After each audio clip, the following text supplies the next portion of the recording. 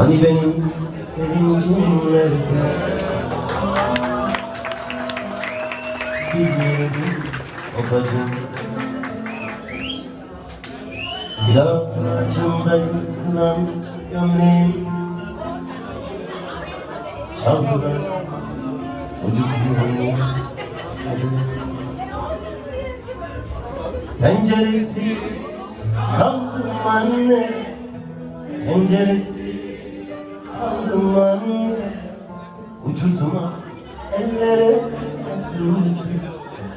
Hani benim penceresi kaldım anne, penceresi kaldım anne. Uçurtmam ellere takıldı. Hani benim gençliğim nerede?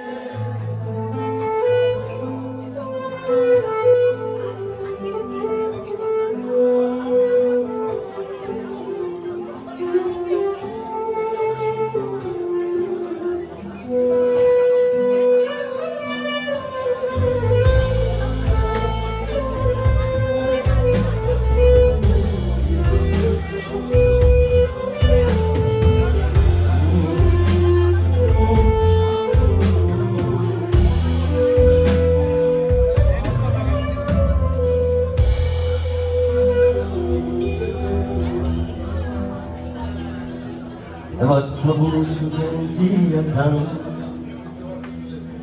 ekmek gibi, aşk gibi. Ne varsa güzellikten yana,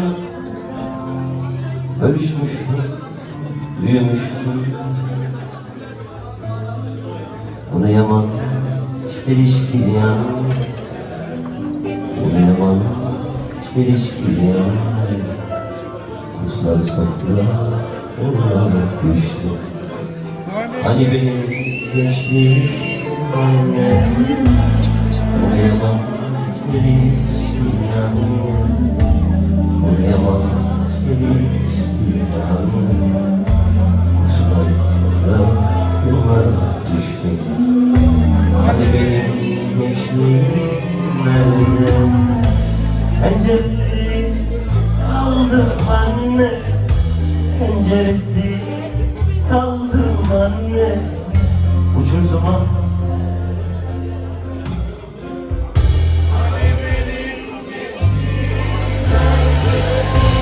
bu ne yaman çelişki anne, bu ne yaman çelişki anne. Kuşlar sofrasına düştü. Hani benim gençliğim anne, bu ne yaman çelişki anne, bu ne yaman çelişki anne. Kuşlar sofrasına düştüm.